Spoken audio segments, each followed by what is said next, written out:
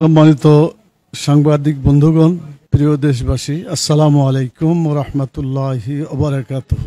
রাসূলুল্লাহ সাল্লাল্লাহু আলাইহি সাল্লাম বলেছেন, তোমাদের অসুস্থ লোকদেরকে তোমরা দেখতে যেও, আত্মীয় স্বজন, পরিচিত অপরিচিত, এবং যারা একজন অসুস্থ লোককে দেখতে যায় তার ব্যাপারে রাসূলুল্লাহ সাল্লাল্লাহু আলাইহি সাল্লাম বলেছেন, কোনো ব্যক্তি যদি ওযু করে বাড়ি থেকে অসুস্থ লোককে দেখতে আসে, তাহলে যতক্ষণ পর্যন্ত রোগী দেখবে এবং বাড়ি যাওয়া পর্যন্ত সময়টুকু সে যেন জান্নাতের ফল আহরণ করে।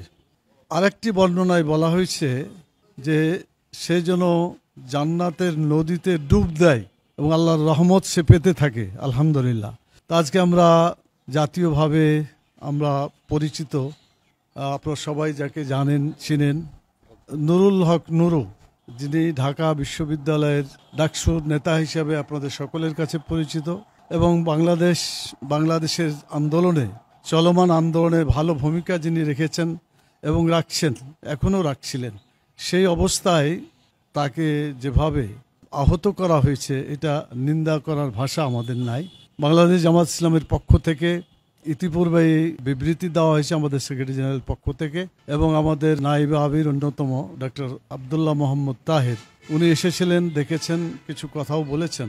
আমি কথা বলতে চাই না, শুধু এতটুকু বলতে চাই যে জুলাই যোদ্ধাদেরকে যারা পরিচালনা করেছে তাদের গুরুত্ব জাতির কাছে অনেক বেশি, এবং তাদেরকে আমাদের সকলেই তার জন্য দোয়া করা দরকার, যাতে তিনি দ্রুত সুস্থ হয়ে ওঠেন।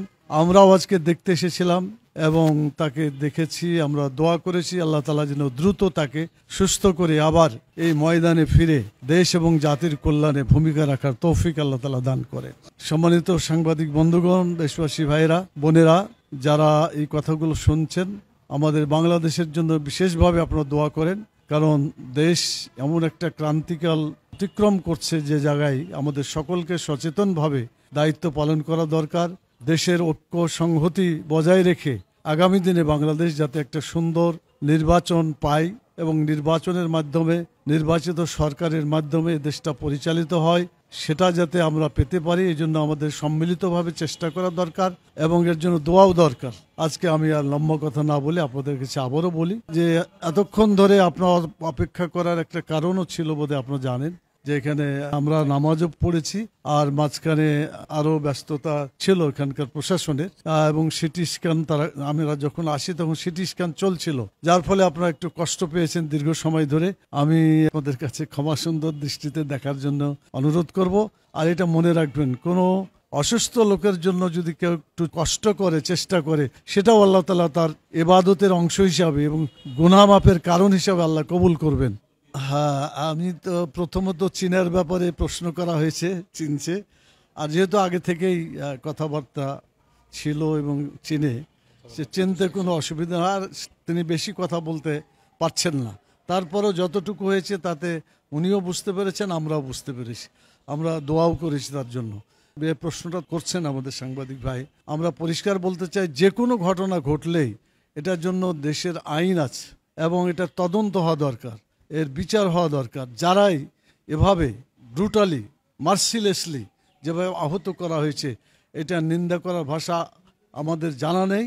তবে আমরা আশা করব যে এই ঘটনার তদন্ত হয়ে দোষী ব্যক্তিদেরকে শাস্তি দেওয়া দরকার, বিচারের আওতায় আনা দরকার।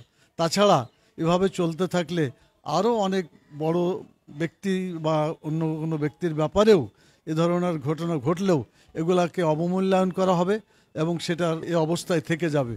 আমরা মনে করি যে কোনো ঘটনা ঘটলে সাথে সাথে তার তদন্ত হওয়া দরকার এবং বিচারের আওতায় এনে যার যতটুকু দায় আছে সে ব্যাপারে, তাদের ব্যাপারে সিদ্ধান্ত নেওয়া দরকার। আমরা আমাদের দাবি অলরেডি গতকালকে নির্বাহীর যে একটা বৈঠক হয়েছে, আমাদের আমির জামাত ডক্টর শফিকুর রহমান সাহেব, তিনি সুস্থতার পথে, এবং সেখানে আমরা এই দাবি করেছি, পত্রিকায় এসে গেছে। এটার জন্য নতুন কোনো বক্তব্য আমাদের নেই। এইটা যেটা করলে সঠিক হবে এবং এর জন্য সবাই একমত হবে, সব দলগুলোকে নিয়েই যেভাবে সরকার কথা বলছেন, সকলের ঐক্যমত্য নিয়ে একটা সিদ্ধান্তে আসা উচিত। আমরা তো সবগুলারই বাস্তবায়ন চাই। এখন এই বাস্তবায়ন করতে কোনটা গণভোটের দরকার, কোনটা গণভোট দরকার নাই, সেটা সিদ্ধান্ত তারা নেবেন, কিন্তু এটা হওয়া দরকার। জাতির এই ক্রান্তি লগ্নে অবশ্যই আমাদের দাবিগুলো পূরণ হওয়া দরকার। তা না হলে আগামীতে নির্বাচন সুন্দর হবে বলে মনে হয় না। জাতি এরকম নির্বাচনকে গ্রহণ করবে বলে মনে হয় না। আমি আশা করি আপনাদের এই ত্যাগ এবং কুরবানি আপনাদের জন্য দুনিয়া এবং আখিরাতে কল্যাণ হবে, এবং এই দেশের সামগ্রিক জনতার জন্য যে আপনারা বৃহত্তর কুরবানি করছেন এবং আগামী দিনে আরো বেশি কুরবানি করে এদেশের সঠিক চিত্র তুলে ধরার যে দায়িত্ব আপনারা পালন করছেন, আপনাদেরকে সেজন্য আমরা দোয়াও করি আপনাদের জন্য। আর আজকে আমাদের এই কথাগুলো আপনাদের পেশ করার জন্য যে সুযোগটুকু পেয়েছি, আল্লাহর শুকরিয়া আদায় করে আপনাদেরকে ধন্যবাদ জানিয়ে এখানেই শেষ করছি।